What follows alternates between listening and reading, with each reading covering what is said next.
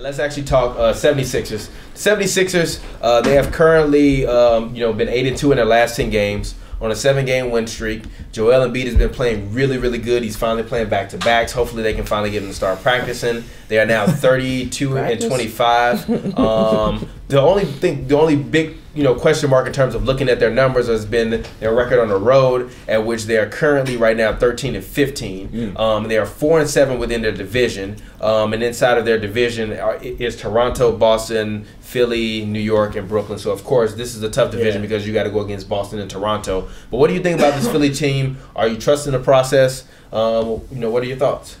I like Philly. I also think they have a particularly easy schedule. I think in March they play like a bunch of trash teams. But yeah, no, I like their squad. I mean, Simmons is fantastic. He's young, but I think Ben Simmons will win the MVP by 2020.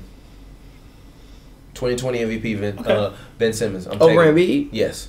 Because I think Ben Simmons will be more like a Magic type where he's literally giving you like 23, 24. He's been working on his three-point shot. I've been seeing video footage of him practicing in pregame. If I see that man pull up a three, I'm going to cut my TV. He's been working on his three-point shot. I think next year he will come back with a three-point shot, and the year after he will come back with a shoot 35. If Ben Simmons can get to 35% from three-point range, it is over. Look here. It is over. Yeah. Look here. It is over. He's at 56% from the line right now. Look here. I got to see that improve. I mean, that too, but still. Look here.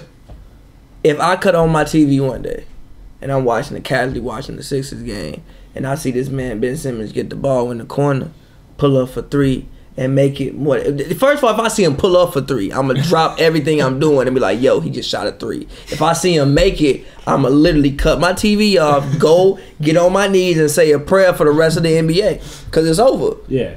It's over. If he starts hitting threes, it's literally over. It's over. Just so you know, it's over. The Sixers play 6 playoff teams in March. So they have 6 games where they play playoff teams. The rest is a pretty vanilla schedule where they play teams like Charlotte, Brooklyn, the Knicks, Charlotte again, Memphis, Orlando, the Knicks, and Atlanta. So they'll be okay. I mean, like even they're signing Ilyasova once he clears waivers. Oh, they are? I didn't know they got Ilyasova. I didn't know they got Ilyasova. Yeah, so they got Bellinelli, they got Ilyasova. They do. The Warriors need more on that bench. They got Bellinelli, they got Ilyasova, they got Covington, who still hasn't really shot the best, I think, since he got the contract. He's not been playing great now. Since he got Bellinelli now. You got Bellinelli, you got JJ, you got Fultz maybe would have come back this year and give you something. I don't know, he probably won't, but maybe he can come back this year and give you something. Like, I like this Philadelphia team. But you don't like him for this year, right? In the 3 games, what do you like him for? I like him in general, sure. Yeah, I mean, hey man, if you could drive to the rim, get up to a 4 or 5 seed, honestly, right? With that easy schedule. But neither of their star players have. Sure, go ahead. They're adding Ilyasova and they just added Bellinelli. Bellinelli was averaging around like 10, 12 points this year. Currently, Bellinelli is averaging 12.3 points right now with Philly, right? So that basically, he's perfect. So that basically gives them. They have 1, 2, 3, 4, 5, 6 guys that are averaging double figures, not including Ilyasova, who's averaging double figures this year. So you add him, that's potentially 7 guys averaging double figures. You have Joel Embiid giving you 24 points a game, Redick giving you basically 17, Ben Simmons basically giving you 17, and then you got Sarge giving you around 15. And currently, Bellinelli is shooting 48% from the field and 38% from the 3.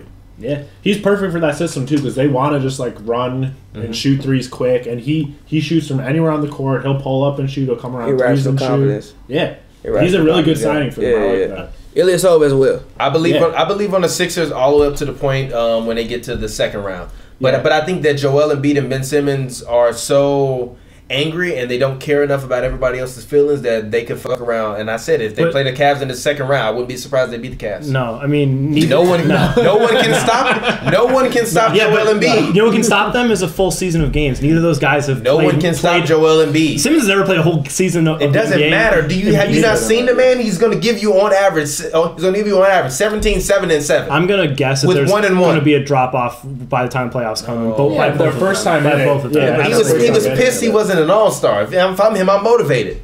Yeah. But you never played as many games. I'm saying, with like, this is going to take a toll on both of them, big time. Especially Embiid. Like, you never played as many games, and Simmons. Well, like, Simmons too, he hasn't played enough. But my biggest problem with them before was that they had...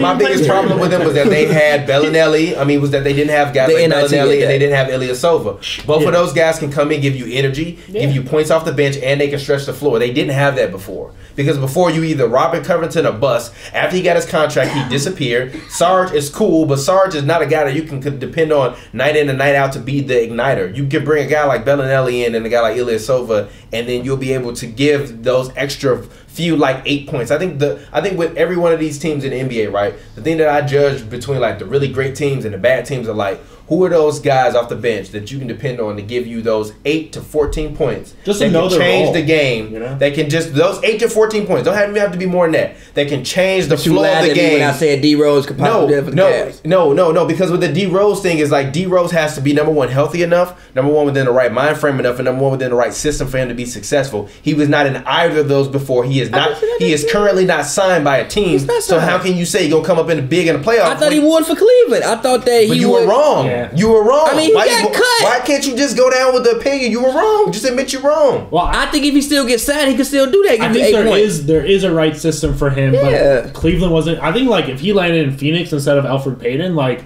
all they want to do is run. Like, he could be fine there. Like, just get your shot. I never thought about that. Run all day. Like, I never thought about that. There is a system that I think is still okay for D Rose, but he hasn't found it.